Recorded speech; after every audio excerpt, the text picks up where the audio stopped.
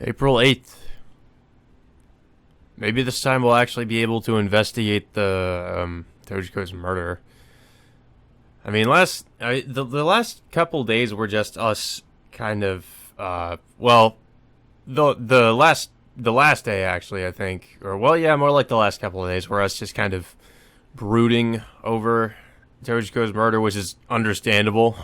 So I kind of wonder if maybe today we're going to be investigating who actually did it, and obviously I'm pretty sure you guys have figured out that it's all connected to these other murders that have been happening. But we just don't know that why they're happening in the first place, which is that's really the big question here, isn't it? I wake up. Today is Sunday. I guess I'll go out and gather some information. Yep, Sunday is the day that I'm still going to be working. Somebody saw that person dressed in black. If I ask around, maybe I'll find someone who's seen even more. Yukari's probably going to have something to say about that. Yukari, I'm heading out for a bit. I call out to my sister in the living room. Okay. Be careful. Oh, she's not going to nag us? Are you alright? I'm concerned about last night. Yeah. I'm sorry for worrying you. Thanks to you, I'll manage somehow. Yukari nods. I see. Just make sure you take it easy, okay? You too, Nissan. Please don't push yourself too far. After Yukari says that, I leave the house with a bitter smile on my face. Well, at least she's not going to stop you. It's like, catch that motherfucker, Nissan.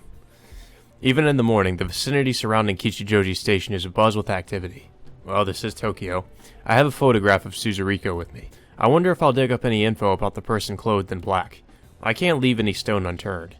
Not wasting any time, I begin to ask around, showing people the photo. No, I don't recognize her. Thanks, I appreciate your cooperation. I'm sorry I wasn't of any help. I canvassed the area, asking countless pedestrians and store employees. The final results are not promising. There are people who had seen Suzuriko before, but all on different dates and times. No leads there. Nobody knew about the person clothed in black, not even any rumors. Damn it, we won't get anywhere with this. The connection between Suzuriko and the person in black. Until I've figured that out, I don't have a prayer of establishing the suspect's identity. I return to the station. After 6 p.m. on the 5th, Suzuriko left her home in Nishiogakubo. She did not head straight for my home in Kinpokuji. Instead, she took Itsukaichi Avenue to Kichijoji. She might have come to buy something. And on her way, a person clad in all black called out to her. They had a conversation, and then they both vanished. Did the killer offer to accompany her to my house? No, a conversation would have sprung up if it wasn't someone she knew. Perhaps our murderer asked her for directions, and she offered to show the way. If that's the case, then the killer might have just picked her by chance. And how is it related to the other cases? Not so much the flesh-filled eggs, rather it resembles Kusaka's spree. Each possibility just raises more questions. This is bad. I've got to find something. I raised my head upon hearing the voice. Oh shit, it's her. Oh, Kuchiki-san. It's Kuchiki Chizuru. She's looking at my face in curiosity. No, make that anxiety. By any chance, are you busy? No, not at all. I was just resting for a bit. I heard Toko's friend passed away. Yeah. She's taking it very hard. You have my deepest condolences. How's she doing? She's depressed. After I told her the news, she immediately shut herself inside her room. I see. Please try to be there for her, as much as you can. But I'm not her real mother. Chizuru hangs her head. That has nothing to do with it. You've been together as a family for all this time, haven't you? But no, you're right. We are a family. She nods repeatedly, as if trying to convince herself that it's true. I'm sorry to trouble you with this. Not at all. You can come to me anytime for advice, if you trust me, that is. Of course. I'll be counting on you then when that time comes. Well, I'm heading over to my friend's place in Nakano now, so... After bowing a farewell, she walks off toward the station. Well, what do I do now? Should I keep poking around here for a while? If I don't turn up anything new, I'll head elsewhere. I asked around the station for a while after that, but I learned nothing of note. I guess I've no choice but to go somewhere else. Oh, I'm actually surprised we didn't choose where he went. I've come to the Kuchiki Pathological Research Institute in Nakano. I doubt I'll pick up anything relevant here, but... The waiting room is deserted. I suppose that's because it's Sunday. He's walking down the other side of the hallway. Dr. Murase. Hearing my voice, he looks at me as though I'm something he scraped off his shoe. That sounds about right. I don't know why the hell we're talking to him. He's probably the most unfriendly, unwelcoming person we could talk to. You're aware that there are no examinations or visitations today, yes? Yeah, but I have other business here. I have to go all the way up to Suwa for an examination today. Get lost. He turns on his heel and stalks off. What's that guy's problem? Seriously. Well, what do I do now? This certainly hasn't turned up any leads. There are too few eyewitnesses. I think it's time for a different angle. I'll try asking him. Perhaps we'll try a human wave attack. Whatever the hell that is. My mind made up. I head over to Ueno. Oh, Takashiro. Is it time for the buddy cop duo? Takashiro, are you there? When I open the door to the Takashiro Detective Agency, the first thing I see is Kazuna. Oh, if it isn't Tokisaki-san. Hey now, they discharged you from the hospital? Yep, thanks to you, I'm the picture of good health. Thank you so very much. Ah, shucks, if I'd known, I would have brought a present along with me or something. You don't have to go out of your way. Shoujo comes over, a newspaper clutched in one hand. You know that if you brought over some food, she did it all in a flash. Kazuna's elbow jabs into Shugo's side. Please be more considerate, since you came all the way over here. Looks like she's hale and hearty, alright. That's all I can think of to say as I look at Shugo, cowering on the ground. Anyhow, did you have some business here, Tokisaki-san? Yeah, there's something I'd like your husband to help me out with. Are you talking about this? Shugo shows me the newspaper. There's an article about Suzuriko's murder. A student at Oba Girls Academy. That's the thing you asked me about the day before yesterday, right? Yeah, I want you to collect information about a person wearing all black that it was said to have met with her. I don't mind if you do it in your spare time. I hand Suzuriko's photograph over to him. Dressed completely in black, you say? The same as last month's case, right? Yeah, we don't know whether or not they're related. After I'm finished with my previous request, I'll be able to concentrate on this one. I kinda wonder who asked him to do that, like, spy on Reiji and, Toko. Wait just a second, Shugo-san. You still have that cat-catching request, right? Cat, he's going after a cat. Kazuna cuts in. Cat catching? Yep, we accepted a request from another patient while I was hospitalized. Really now? Kazuna, you're the one who took it, so why don't you try doing it by yourself? Huh? Really? Kazuna's eyes sparkle, and she dives towards Shugo. On second thought, forget it. My gut tells me this is a bad idea. But I'm a detective's wife. This much shouldn't be a problem. Look, pregnant ladies should spend their time resting. Things are as lively as ever with these two. When I get back to Shinjuku from Ueno, it's already evening. Alright, time for some more legwork. Now we're going to select where we need to go. Well, for some reason we're going to go back to Takashiro Hospital, or well, not go back. I was thinking of the Kuchiki Pathological Research Institute, but I don't know why the hell we're going here. I guess just to check up on the autopsy. I've arrived at Takashiro Hospital. I wonder if there'll be any new developments. Yeah, that's pretty much the reason. You're not asleep this time? I've got nothing for you. The moment she lays eyes on my face, Natsume-san offers that by way of a greeting. Nothing from the police either? I don't know about them, but it seems like they're debating whether the flesh-filled eggs case and the dismemberment are related. If they are, then the only thing linking them is the eggs of the victims. However, that's the same as the case from last month. That aside, what's important is, in all cases, only the limbs have been found. That's if you focus on the way the corpses were disposed of. You're right, there's gotta be some kind of reason for that. We need to think about the method. Stuffing them inside eggs might have somehow become more difficult for the killer. If that were true, wouldn't they have figured that out after the first one? 2 corpses stuffed inside eggs, and then Suzuriko. Why was she simply dumped like garbage? There's gotta be some reason behind this. Because she's a garbage tier waifu? Okay, so next we go to Ueno Station. I think, yep. I've come to Ueno, back to the Takashiro Detective Agency. There are people everywhere. It must get busy on Sundays. Perhaps they're viewing the blossoms at Ueno Park or something. I distance myself slightly from the traffic and take a look at the entire group of people. I don't see anyone clothed in all black, as the eyewitness testimony had said. I doubt they normally go out dressed like that, so this is probably a waste of my time. Well, if it isn't Tokisaki-san. Huh? Oh, Yoritsuki-kun. Mori Yoritsuki walks toward me from the station. As before, he carries a large bag slung over his shoulder and wears his hat shading his eyes. What are you doing over here? Covering the flower viewing? Nah, I'm going to Nikko to collect data right now. Nikko? Isn't that place still covered with snow? Who knows? That's why I'm not taking my car. I'm getting off at Asakusa and riding the Tobu line. Oh, well then, give me some yuba as a souvenir or something. Right, sure thing. That's if I remember, though.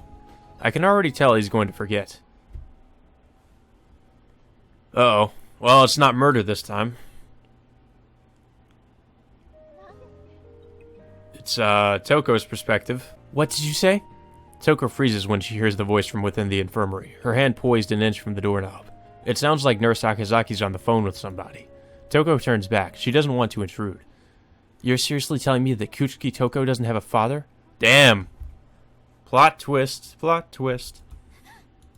She can't contain a gasp upon hearing her name, and the mention of her father.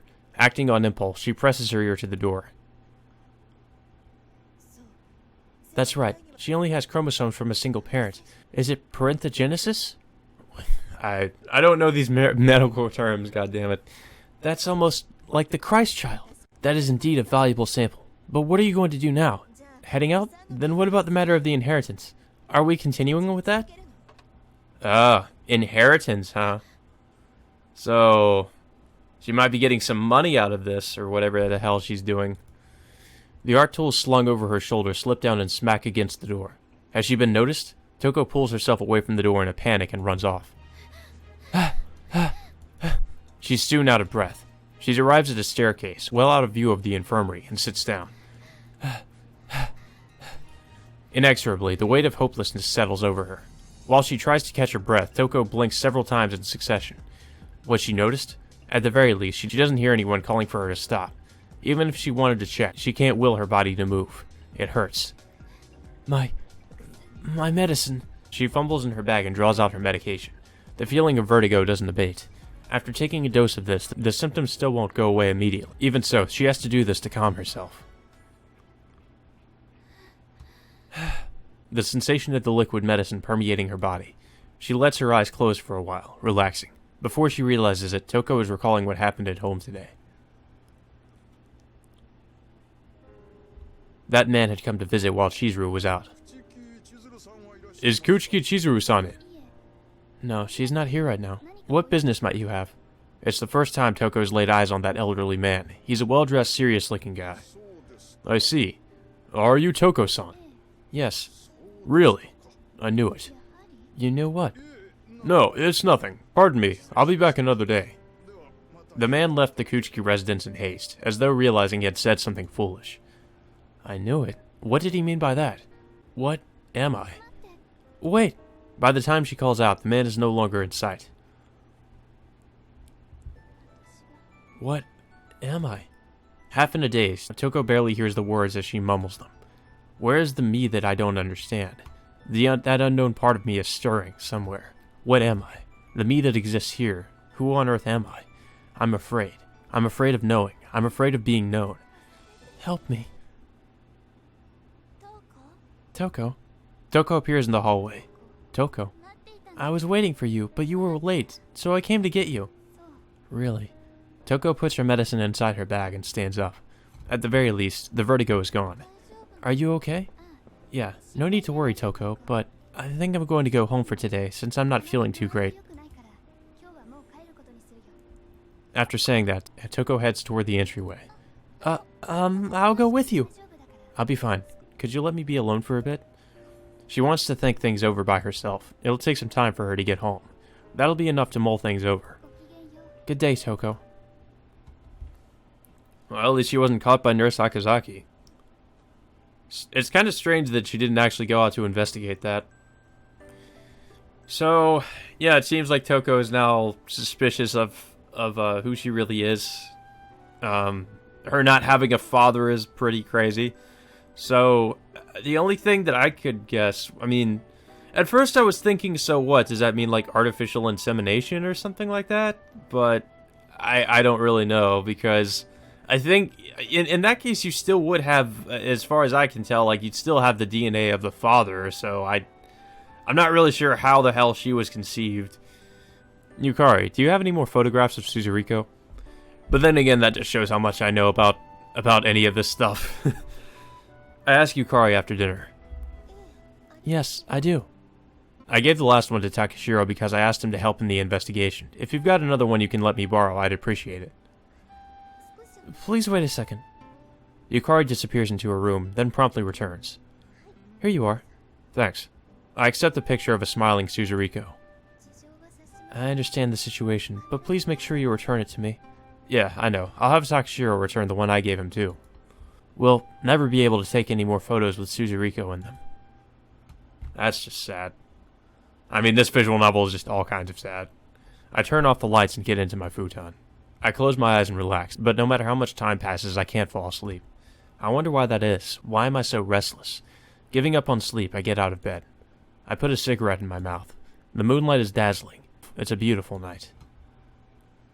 Go to Moon World or go to Inokashira Park? Well, it looks like we're gonna go to Inokashira Park. I put on my coat and step outside. These April nights are still pretty chilly. I walk along the road, the cigarette still clenched in my teeth. I wonder how Yukari didn't realize we had went out. It's like, I guess we're really silent about it. I've walked all the way to Inokashira Park. It's practically deserted. Well, I guess that's because it's late at night. That feeling of unease hasn't abated. What could it be? I stop by the bank of the pond. Cherry petals are mixed in among the sediment. They've started to turn brown. The cherry blossoms have begun to fall. Their existence is quite ephemeral. Something white flashes by the corner of my vision. There's a person dressed in white running along the opposite shore. He has long hair. Is that Kuchiki Fumiya? He's got a rather grave expression on his face. I soon lose sight of him. I consider chasing after him, but discard the notion at once. To get over there, I'd have to go all the way around. I can't see Fumiya anymore. I'll wander the area for a little while, and if nothing else happens, I'll go home. I walk around for a bit, but I don't catch sight of Fumiya again. All is quiet. The cherry petals are fluttering about, almost as if it's snowing. What was he up to? Of course, if I can't locate him, then there's nothing I can do. He couldn't possibly have been making a house call at this hour. Looks like I've got no choice but to go back home. Yep, I'm guessing this is a result of Toko learning her true, learning what really is what her true origins are. I guess like that she wasn't, obviously I think she knew she was adopted, or she had a pretty good idea that she was adopted. But now it's like, oh, yeah, this pretty much confirms that. I mean, it's pretty obvious, most children would be pretty upset to learn that, to not know that they were adopted, or to at least be suspicious that they were because their parents, for whatever reason. But I'm pretty sure some children would get this upset to where they would just run away, or at least try to find their real parents. In Toko's case, it's like she's trying to find out how, like, it's mostly because she's trying to find out her real find her real parents. That's pretty much what this is all about. And she's also trying to find out, like, how she was conceived, I guess. I mean, hell, that kind of confuses me too. So I kind of want to know myself. The train sways as it clatters down the track. The girl rests her elbow on the windowsill, a melancholy expression on her face. Yeah, we already know who this is. She's crying. There's no sound. She simply stares out the window while the tears run down her cheeks. It looks like she doesn't even notice it herself. She opens her mouth. I don't even understand myself anymore. The girl hangs her head. Her hands clench into tiny fists. The muscles on the back of her hand go taut.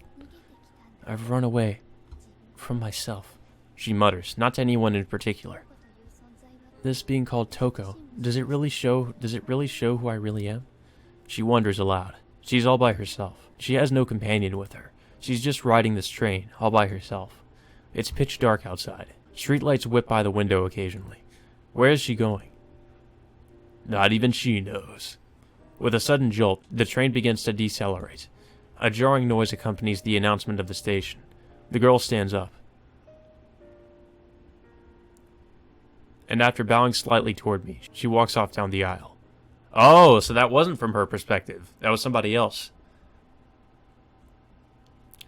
That's a little bit creepy. That might be our culprit. The night sky is exquisitely beautiful. Toko stretches her arms out, basking in the moonlight. It's almost as though she's getting a surge of vitality. With bare feet, she walks into the lake stretching out before her. It's a bit chilly, but that too serves to wake her up. This is probably one of my favorite images from the game. It's just so beautiful when you look at it. She heaves a great sigh. She dearly wants to flop over on her back like this, but she can't bring herself to do it. She didn't bring any other clothes besides the uniform she's currently wearing. It'd be no laughing matter if she got wet. What the hell? Why not? Is what Toko is thinking. Dying of cold in a place like this wouldn't be so bad. This me that nobody knows. It should just disappear. It certainly wouldn't trouble anyone. But Toko might cry.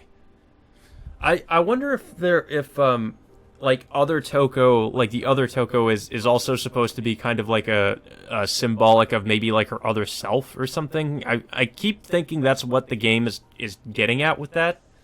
I kind of I remember the first time I played this game, I took that other Toko's existence kind of literally, like she's just her friend and you know it's like this kind of pseudo lesbian thing going on with them. But I think it's and not to sound like a pretentious asshole, but I think it's a little bit deeper than that. Like, I think it's, other Toko is kind of supposed to represent maybe, like, another part of herself that she's letting go or forgetting about or something like that. I don't know exactly. I think that's kind of what this is trying to say. But I'm just guessing here. It occurs to her unexpectedly. That girl's fragile. Toko isn't so conceited as to believe she can support her. After all, Toko is just as fragile. Two human beings, somehow able to stand with each other's support. She recalls the time they fought. She loves Toko. She's important to her. But Toko is Toko. She's definitely not me. Toko doesn't understand that. Even though Sensei understands me. Toko gets out of the water and lies down on the grass. Since she's wearing a coat, the dew from the grass doesn't get on her uniform. The fabric is white. Toko muses that wrapped around her body the way it is now, it's almost like the shell of an egg. Haha, symbolism. It's pretty similar to the symbolism from the promotional images of the game and the symbolism in the menu.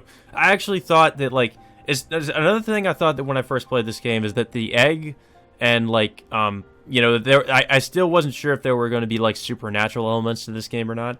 So I was thinking, oh, maybe Toko is, like, really, really not human or something like that. But that's not really where this is going. I'm just going to tell you guys that right now. There's not really any supernatural things in this game at all. It's actually pretty grounded in reality. The egg is just pretty much symbolism for something, I think. She's like a chick that won't hatch, no matter how much time goes by. Yeah, probably symbolism for that. Where's the true me? The Kuchiki Toko here right now isn't the real me. I like the name, but it's not me. Although the name does exemplify who I am. I'm lonely, Sensei. She curls up. He truly acknowledges my existence. I want to see him. The light of the moon gently, softly envelops me now, just as I am.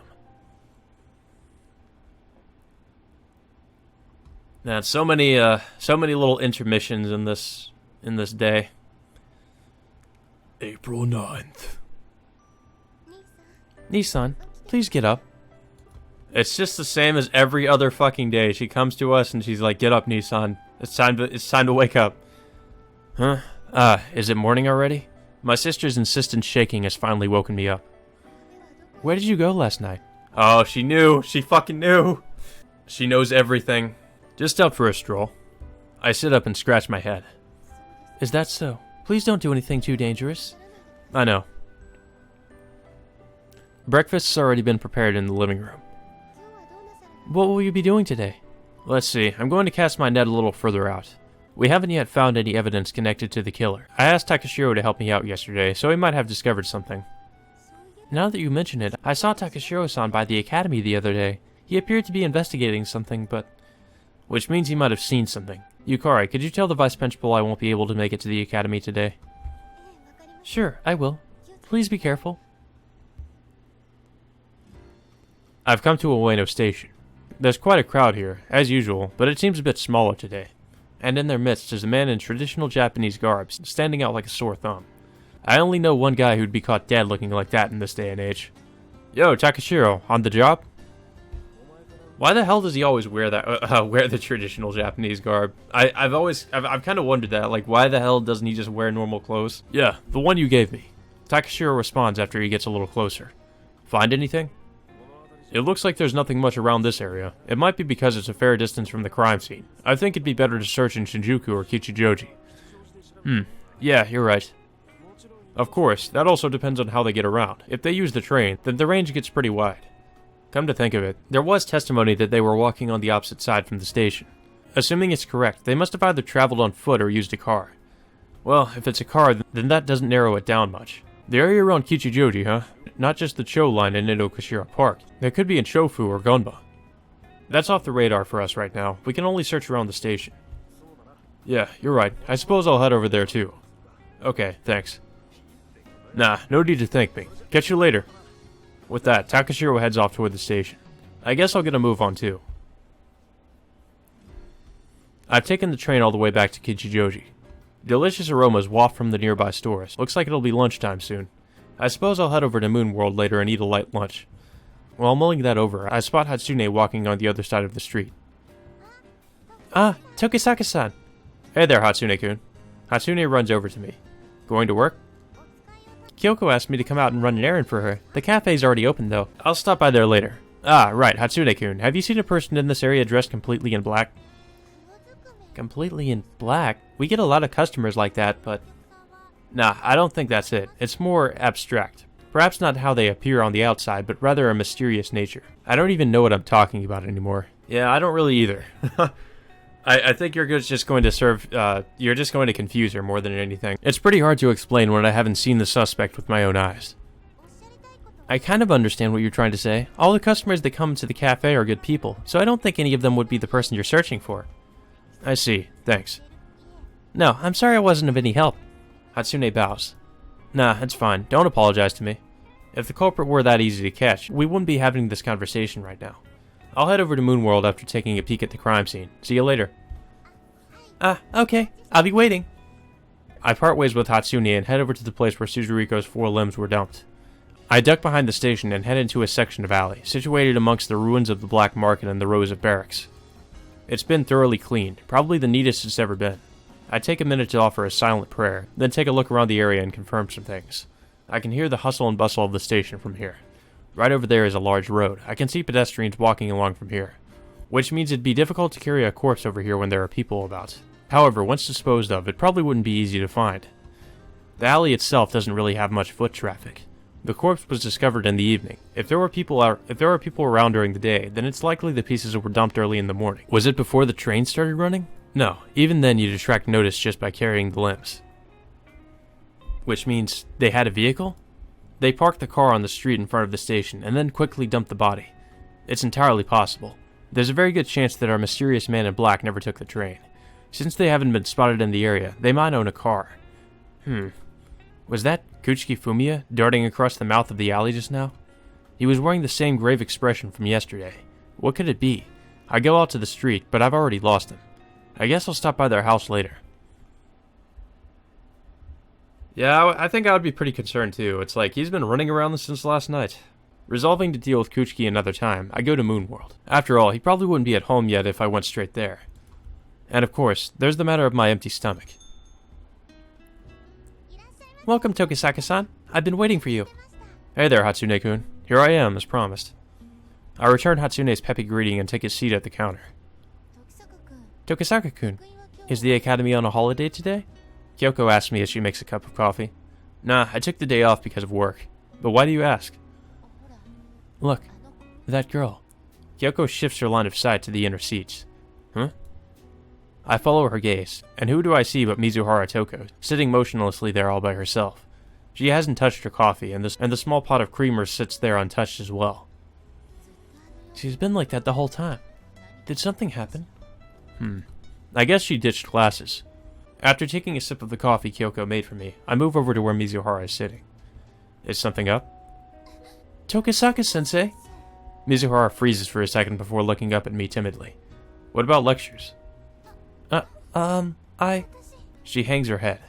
I wasn't trying to scold her, but it looks like I pushed her a bit too hard. I'm not accusing you or anything, I just want to ask why. I ask her as gently as I can, with a hint of admonition. Toko took the day off. To Kuchiki-san? They said that she wasn't feeling well, so I left too. And why's that? There's no point to school if Toko's not there. Mizuhara mutters, almost to herself. And then, suddenly, I was worried about Toko. She's trying to gloss it over. No, maybe not. Whatever the case, she seems genuinely concerned. Then why not pay her a visit now? Huh? She looks up in surprise. I've got some business over at Kuchiki-san's place, so he might as well. Kuchiki Fumiya's behavior since last night has been weighing on my mind. Okay. Mizuhara stands up. Well, shall we? Before Mizuhara can say anything, I pick up her receipt from the table and hand it to Kyoko along with my own. Are you sure? Yeah. After I pay for both of our coffees, Mizuhara and I leave the cafe together. Mizuhara and I make our way to the Kuchiki residence, pausing only briefly to pick up a box of pastries by Kichijoji Station. As always, it's tranquil here. Mizuhara presses the doorbell at the entryway. After a brief silence, the door opens. Who is it? It's Tokisaka from Oba Girls Academy. I give my name to Chizuru. Her expression betrays her surprise for a second, but immediately returns to a calm demeanor. Ah, have you come to visit Toko? Yes, I'm worried about her. Mizuhara steps forward. I'm sorry, Toko's still not feeling well. She's sleeping right now, so could I ask you to let her rest? Well, could you please at least give this to her then? Toko holds out the box of pastries we bought earlier. Wow, you shouldn't have. I can't accept these. Please, we insist. But... By the way, is Fumiya-san here? Huh? Still in the act of setting down the box, Chizuru is caught off guard by the change of topic. I think he's out at the moment. Oh, I see. Do you have some business with him? Nah, it's nothing important. Well then, please give Toko our regards. Sure. See you. I wonder if her telling us that she was asleep is true, because Fumiya's kind of rushing around. It seems like he's looking for her. So, I don't know. It's either like they did find her and she's like deathly ill, so he needs to do something about it, or he's just looking around for her. I'm not sure which it is. Chizuru bows and closes the door. Sensei? Mizuhara is looking at me doubtfully. Let's go back. By the time I've accompanied Mizuhara back to the station, the sun is already low in the western sky. She halts in front of the bus stop. There was something off about Chizuru's behavior earlier. She was choosing her words carefully, like she wanted to avoid mentioning something. Oh, so she is trying to hide it. Okay. What was she hiding? Is it about Toko? Her sickness isn't something that can just be brushed off. However, that doesn't explain why Fumiya was running around the city. A situation severe enough to send him outside. What could it be? Sensei. At that moment, Mizuhara Toko calls out to me. What is it? The bus arrives as she opens her mouth to speak, raising a cloud of dust. It stops right in front of us, and the door opens. Sensei. Mizuhara steps into the entryway, then turns around once more. What? Break up with Toko. The door folds shut. Behind the window, Mizuhara is no longer looking at me. The bus drives off. Break up with her, huh? It's not as though I was dating her in the first place. It must really bother her to see us together. Sheesh, now I'm really done for. Your career as a teacher is over, son. Trying to date them teenage girls. The sun is already set by the time Toko returns to Kichijoji Station. It's already been more than a day since she left home. She wonders if she stinks. She tries sniffing herself, but can't tell for sure. She really wants to take a bath. Fumiya is standing in front of the house, or his arms folded. It looks like he's angry. It's understandable, since she's been gone longer than a day without contacting them. This is the only respect in which he feels like a family member. Toko-chan. I'm home, Uncle. Where on earth did you run off to? You know Chizuru and I were worried sick. Toko raises her face and takes a look at Fumiya. He's got dark circles under his eyes. Perhaps he really was worried. I'm sorry, Uncle. At any rate, I'm glad you're back safe and sound. Go inside. Chizuru's waiting for you. Fumiya steps aside. Okay. Toko places her hand on the door and goes in. Toko. Chizuru looks up at her. Mother. I'm sorry. It's alright. All that matters is that you're safe. I told the school you'd be absent since you weren't feeling well. Just take a bath and go to bed for today. Okay. Don't worry me so much. I know, Mother. She leaves the living room. Inexplicably, she still feels cold. Why is that even though I've come back? She looks outside through the window. The moon in the sky is thinner than it was yesterday. It's not giving off those gentle rays. Before long, it's veiled behind a thin layer of clouds. I hadn't intended to come back. I spent the night at the lake, wandered the streets, took the train, and before I realized it, I found myself back here. Why is my body only strong at times like these? It would have been nice to just fall asleep there in the mountains. It seemed cold enough that I would simply freeze. If I did that, then all my worries would just go away. I only came back because I wanted to see sense. Well, this is hopeless. Shaking her head, Toko sits down on the hallway floor. I think I did something terrible to my uncle. He's most likely been searching for me the entire time since yesterday. It's natural for him to be angry. My mother was how she normally is. It's not as though she wasn't worried, but I knew it. This place where I belong isn't here. No, it's not just here. The place where I belong doesn't exist. I stand up. For the time being, let's take a bath. I might be able to come up with a good idea if I warm myself up. Ah. What the fuck? I guess she fainted. I guess all that running around and taking the train and getting into freezing cold lakes it really takes a toll on your body. Who would have guessed? Yukari, I'm back. Looks like she's been having a lot of fun. Upon my arrival, I see my sister sprawled over the living room table. Yukari? Oh.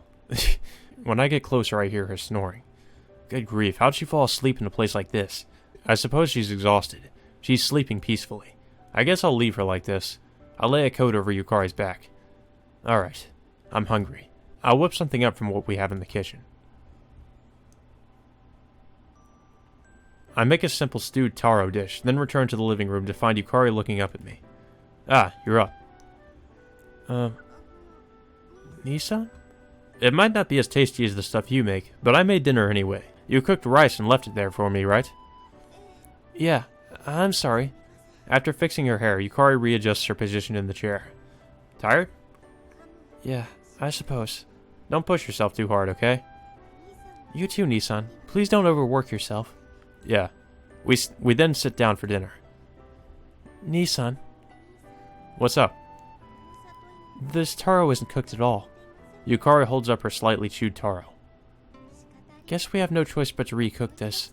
Sorry about that. I apologize to Yukari as she stands up. Oh no, I'm thankful that you made it for me in the first place. Giving me a smile, she takes the food into the kitchen. Cook for me, woman. Get back into that kitchen. Do your sisterly or your wifely duties. I don't know whose perspective this is from. Today, Mother took the car and went off somewhere again. It's become a regular occurrence. She disappears at nighttime. But that's just fine with me. Where Mother is and what she's doing have nothing to do with me. It's probably some guy. Oh, Mizuhara again. Mizuhara Toko curls up tighter in her futon, alone in her darkened room. She wasn't able to see Toko today. Because of that, she can't help but think that today was a pretty boring day. She went over to her house, but her mother wouldn't show Toko to her. Why? Why is Toko?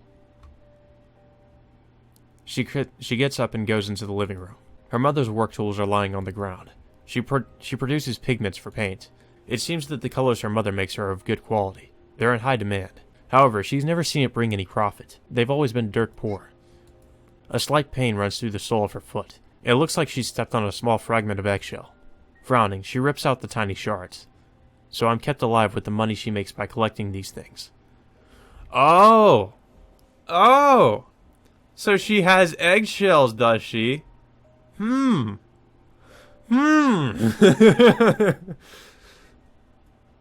That's a little bit suspicious now, isn't it, that she has those eggshells? Toko enters her mother's room.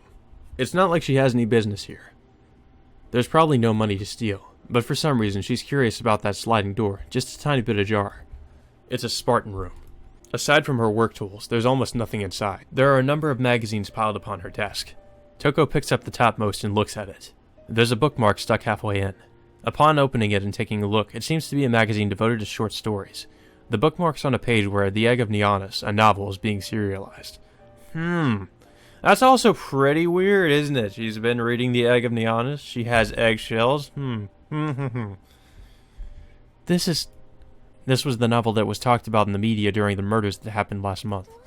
Why does Mother have... There are bookmarks stuck in the other magazines as well. After flipping through them, she finds that they all mark The Egg of Nianis, just as she suspected. So she's been reading The Egg of Nianis in multiple different magazines? She picks up the newest issue. In addition to the bookmark, there's a single photograph stuck in there. It's of a man. But why? Is it the man her mother goes to see? The bookmarked story is not The Egg of Nianis. The Shell of Sheol. Sheol? That's the title. Toko scans the contents. It's a strange story. What's this feeling? Before she realizes it, Toko is absorbed in the text. It looks like her mother's home. Toko stands up and leaves her mother's room. She returns to her own room and gets into the futon. She doesn't want to speak with her mother. She pretends to be asleep. The sliding screen opens and she's illuminated by a light from the living room. However, it soon becomes dark again. At that moment, Toko realizes that she's brought the magazine with her. What will she do with it? After some thought, she quietly slips out of her futon and shoves the magazine behind her bookshelf. She doesn't want her mother to know about it. Well, she's probably going to know the magazine had gone. Not that she had stolen it, but rather the fact that she had shown an interest in one of her mother's things. She really hates her mother, doesn't she? Instead of daddy issues, she has mommy issues. Good morning, Nissan. Yeah, good morning, Yukari. It's a normal, everyday morning. Investigating today as well? Let's see. Nah, I'll stop by the academy for a while today. I'm concerned about Toko's condition. No, not just her condition. Everything about yesterday's been nagging at me. I hope everything's alright. If that's the case, then shouldn't you be getting ready? Yeah, you're right. I'll speed things up a bit. For the moment, I'm a teacher, so I've got to take care of my personal appearance. I'm going to get changed, so wait for me a bit before you leave. Sure, I got it. Once Yukari nods her agreement, I head back to my room to change. Oh my god, another fucking intermission. There's been multiple intermissions lately. I guess there's good reason for that, though, because the story is kind of... We are getting pretty close to the end. Well, we're not at the end yet, but we're kind of getting there, so it kind of makes sense that there's more and more intermissions focusing on different characters' perspectives. Mizuhara Toko looks up at the falling cherry blossoms and sighs. She couldn't sleep well last night. Even though she was huddled inside her futon the whole time, she couldn't fall asleep. Before she knew it, it was morning. Since she didn't want to be home, she's come to the academy early. Toko doesn't head for the classroom. Rather, she goes to the art club room. She intends to continue her drawing. Perhaps she'll carry her easel outside, like her friend Toko always does. Still mulling that over, she arrives at the art room. She sets down her bag and looks for her sketchbook. The one left on top of the desk is Kuchiki Toko's. Toko flips through the sketchbook, all the while feeling like a child doing something she knows is wrong. Her drawings are beautiful. Some are colored, some are drawn in pen, still others are pencil sketches. She wishes she could draw like this. Toko knows better than anyone how magnificent her friend's abilities are. Even so, Toko recalls the scene she saw at the academy a few days ago. She knows better than anyone how spectacular her friend is. Even so, Kuchiki Toko is an existence that cannot be corrupted. My Toko must be a lovely, pure existence. What do I do? At this rate, my Toko will be... As Toko gazes at the painting her friend has created, she bites down hard on her lip.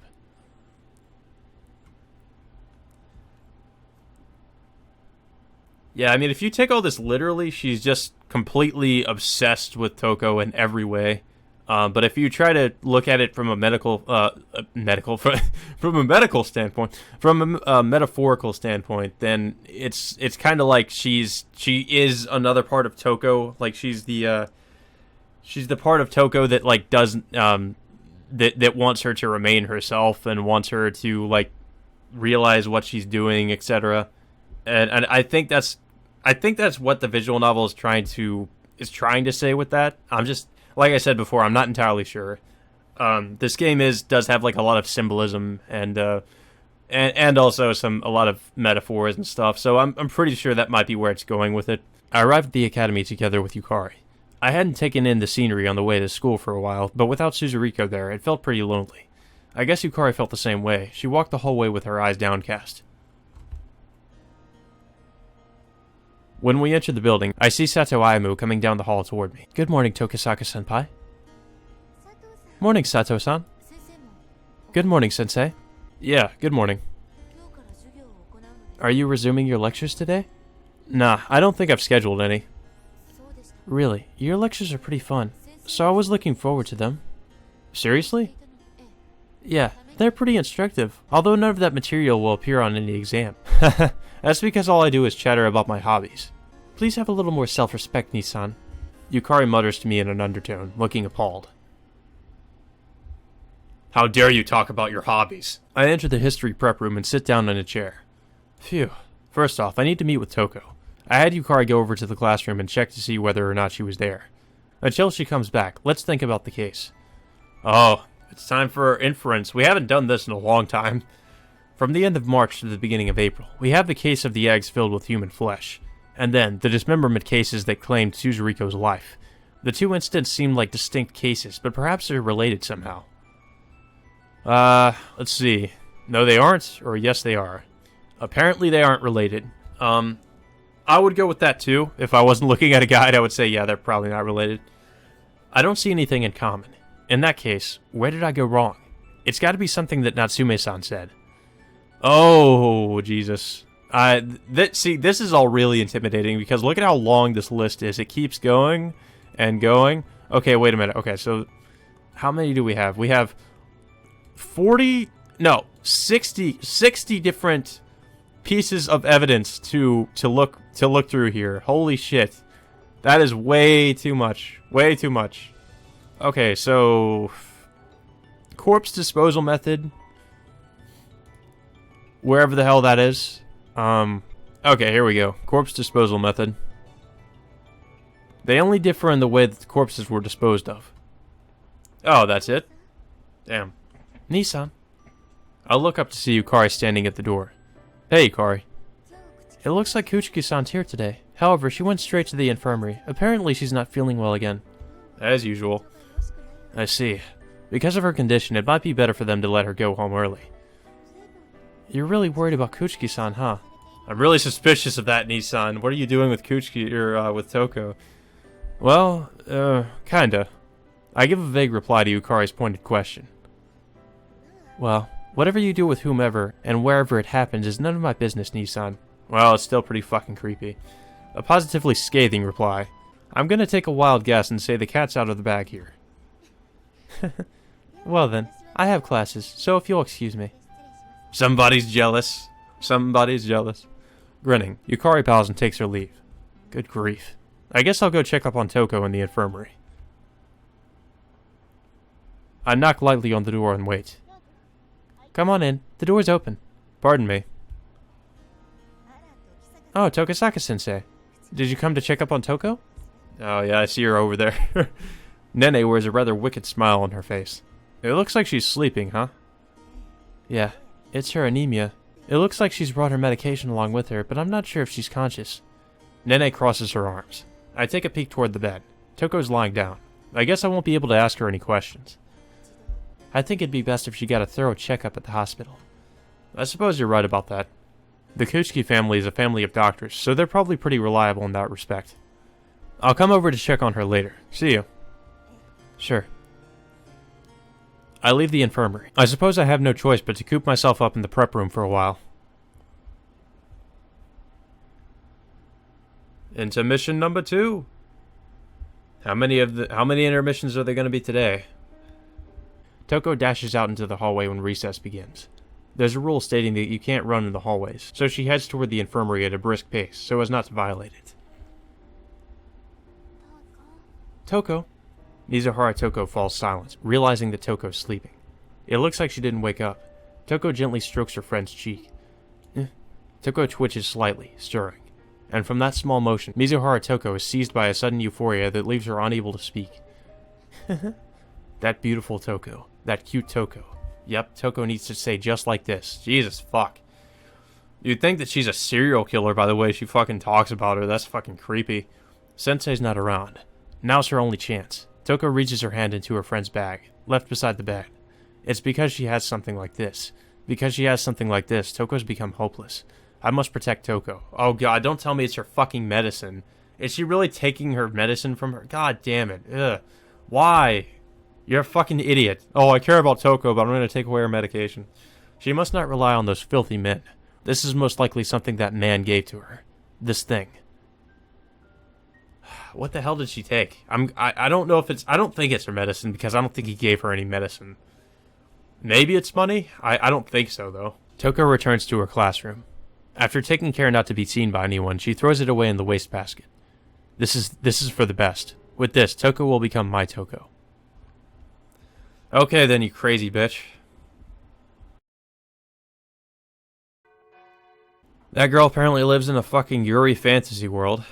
A Yuri yandere fantasy world, because she acts like a fucking yandere too. The bell rings, signaling the end of classes for the day. All I've done is sit here and wait. Damn. If this is all I was going to accomplish, I might as well have gone to work on the investigation. I might have spent all this time here in vain. I guess this is as good a time as any to get moving. But before that, let's take a look and see how Toko's doing. Oh, you just missed her. As soon as I enter the infirmary, Nene flashes me an evil smile. What? If you're looking for Kuchiki-san, she just left a little while ago. I see. I don't feel like trying to hide it. She seemed kind of in a hurry. Maybe she was looking for you, Tokisaka-sensei. Nah, there's no reason for that. Sheesh, what the heck is she saying? Why don't you try going to the art room? Good point. Well, excuse me then. I leave the infirmary. The art room. It makes sense that she'd be there. But she probably won't be there. I pop outside for a moment. Faded cherry blossom petals are piled up on the ground. Toko is there in the art room when I enter, just as Nene had predicted. Ah, shit. Well, I thought she was lying to us for a minute. Ah, here you are. Oh, Sensei. She's rummaging in the corner where the easels are stacked. Noticing me, she straightens and steps out into the room. What were you doing? Oh, nothing at all. Her cheeks look a bit flushed.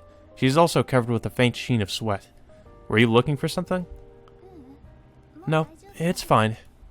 Oh, it might have been the pencils, because I think we did give her pencils. Like, we gave her, like, coloring pencils or something. Toko waves off my attention as though it's all trivial. You're not feeling well, right? I'm okay right now. I feel better after resting a bit. Don't put on a show of acting tough, alright? I'm not. She pouts. I'm fine. You don't need to worry. Today I want to draw the part I wasn't able to yesterday. Toko smiles, sets her sketchbook on the easel, then sits down in a chair. You're busy with detective work, right? Don't mind me. I hope you can catch the killer soon. That's true, but just don't push yourself too hard, okay? I guess I shouldn't bother with her while she's drawing. You're such a worrywart, Sensei. See you tomorrow. Sure, tomorrow it is. While I step outside, the world is tinged red. Well then, where shall we head to? Oh boy, oh boy. Okay, so... what today? Takashiro Hospital? Takashiro Hospital, and they also list that it's very important that we head to the art museum after that. I guess if we don't do that, then we're kind of going to fuck ourselves over later. That'll probably lead to a bad end somehow, or a dead end. I've come to Takeda no Baba. Get! Takashiro is standing in front of the hospital. Yo, didn't expect to run into you here. I'm not here because I want to be, you know. I came here because I had a lot of stuff I was investigating. Oh, you mean you weren't going to spend some quality time alone as siblings? Of course not. You'd find yourself in Takeda no Baba if you were searching along the Seibu Shinjuku line, right? But anyway, I've got something I need to talk to you about. To me? Yeah, it's pretty cold today, isn't it? Why don't we go inside? I point to Takashiro Hospital, which is, after all, right here. Screw that! Why do I have to go into Natsume-ne's? Hey, don't pull my arm! Takashiro puts up a valiant resistance, but I drag him bodily into the hospital. My oh my oh my oh my! Welcome! Thanks for coming, Chu-chan! The moment Natsume-san lays eyes on Takashiro, she pounces. Natsume-ne! I can't breathe! Takashiro groans, his face mashed into Natsume-san's breasts. Ugh. You guys sure get along well. Right? I could just eat him up. Why don't you then? Whoa there, Tokisaka, don't just say things like that. Well then, why don't we head over to that room, Shuchan? Duh! Before he can be dragged off into the abyss, Shugo knocks his sister down. Shuchan's being all violent with me. I've become damaged goods. I'm going to make sure you take responsibility for this. Give me a break. By the way, Takashiro, what was it that you wanted to talk to me about? I have a feeling that she was going to take him into the room to do some things with him. That's pretty creepy. I've had my fill of this sibling comedic duo. Right. Exactly 1 week ago on April 3rd, someone said that they saw a person that looked like Yasumiya Suzuriko at Shinjuku. April 3rd? That's the day that... And on top of that, she was walking together with a man. Even though it was nighttime, this is a reliable eyewitness testimony. They even had a clear description of his appearance. Hey Takashiro, what kind of guy was he? You know, now that you mention it, you might say he looked just like you. He stops in mid-sentence and takes a long hard look at my face. I'm pretty sure I was together with Suzuriko at Shinjuku on the 3rd. While we're at it, let me tell you that Suzuriko went missing on the night of the 5th. Yeah, great detective work. You're useless, Shuchan. Doing something that dumb is no laughing matter, you know. Natsume-san strikes the final blow. Well, I'm still counting on you for the investigation. And that's all I've got to say to him.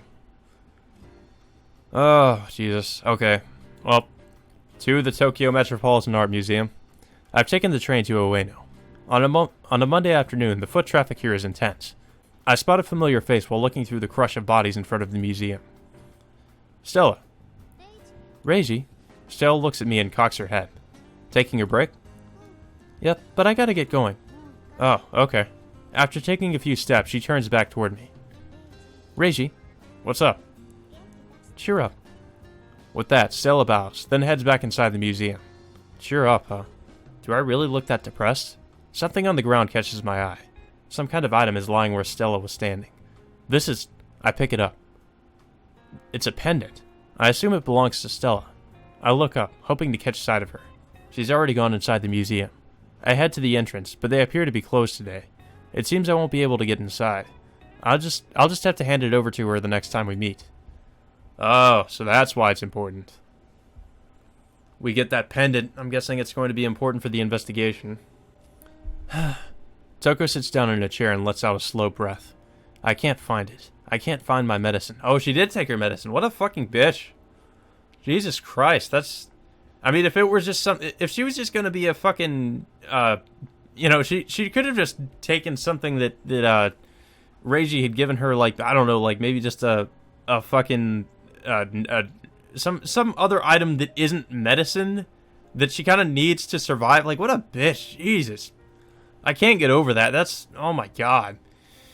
Without it, Fumiya said it was medicine to ward off the recent bouts of anemia. Toko had been diligently following his instructions, giving herself an injection every morning and afternoon. She had an attack right after she arrived at the academy this morning, so she gave herself a shot in the infirmary. Giving herself a shot in the arm used to be difficult, but she's become rather used to it now. And then, her medicine for this afternoon disappeared. She's been certain that it was inside her bag when she left home in the morning. She must have made a mistake and taken it out somewhere. It wasn't in the infirmary, the classroom, or the clubroom. There's a syringe with it as well, so she wouldn't have mistaken it for something else. Toko leaves the academy in a daze. She's given up on her search. If she's feeling under the weather, the best option is to simply get some rest. She takes her time, walking slowly. Oh no, I think we're getting to a certain scene. A scene that I really don't like. I really don't like this scene. I'm not going to spoil anything, but oh god, it's fucked up. If she exerts herself too much, she's liable to have another attack. Toko stops by the side of the road. I behaved rudely toward Tokisaka-sensei earlier, even though he was all worried about me. I guess I was irritated about not being able to find my medicine. I've got to apologize to him next time we meet. I don't want to make him worry. Tokisaka-san's really nice. I'm positive that he'd stand by my side. But that won't do. Tokisaka-san is a teacher and a detective. I want him to solve the case. I want him to clear away all my regrets about my friend. Even though I didn't talk to Yasumiya-san much, that doesn't change the fact that she was my friend. He's a detective, and he takes the case seriously, so... Toko keeps the words that follow inside her heart. They promised that they wouldn't say them. Oh, fuck. Her vision suddenly blacks out. Her senses begins to fade. Not good. She lurches over. Quickly, she puts one foot forward. She can't. Toko stumbles forward several steps. A pale blue blur approaches her. The moment she realizes that it's a large truck. Ooh! Toko's body tumbles to the ground. The truck crushes her beneath its tire, as easily as if it were a weightless feather. Oh, holy shit. I wonder what happened. My body won't move. Toko stares at the gates of the academy from an unusually low perspective. The cloud of dust stings her eyes. Far away, someone is running toward her. That's... Oh, God. Yep. I really don't like this part of the game. This is where it starts to get really fucking depressing. You thought it was depressing before. Oh no, you have seen nothing, my friends. Hurry, we've got no time. The first aid performed at the scene is insufficient. She has to undergo emergency surgery immediately. I know. Calm down. Take the patient into the operating room. Yes, sir. The stretcher is taken down from the truck and carried into the hospital. I recall that we have some of Toko's blood in cold storage, correct? Yes, I brought some over, but the amount she's lost is nearly lethal. I see. Well, we can't give Toko a blood transfusion. If our reserves aren't enough, then we'll have to think of another method. Rase! Sir, what is it? What's the condition of the patient? It appears that she's got fractured bones and lacerations all over her body. It's awful. It's a miracle she's still alive. Jesus. Keeping her that way is our job. Murase, make the preparations we discussed. Understood. Fumiya, how's Chizuru doing? I left her at home. After all, we don't know how this is going to turn out. I knew you treasured Chizuru more. Father, is this really the time for this discussion? I know. Even if we're not related by blood, she's still my granddaughter. Still better than a grandchild born of incest. Oh! Father! Oh. Jesus, so, yeah. Yeah. That's why he doesn't really like Toko too much. Even though that's not really true, she's not really their daughter, but, the incest part is true. Yeah, so they're brother and sister. I don't know if that was revealed before, but yeah, they're brother and sister, so yeah. Yep. I don't have time to chat with you. Our top priority is keeping her alive. Yasutada disappears into the operating room. Fumiya sits down on a chair in the hallway, frantically trying to get his emotions under control. Yasutada is an excellent doctor. He will save Toko's life. Fumiya doesn't know what will happen to himself if Toko dies.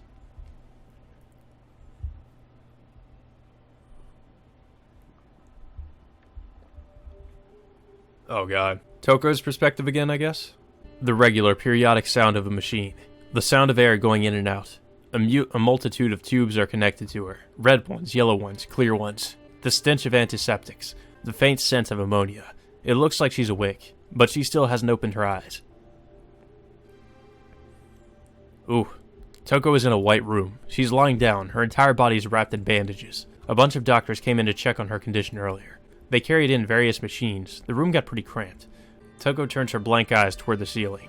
What's she seeing? Or is she seeing anything at all? The only signs that Toko still lives is the faint rise and fall of her chest.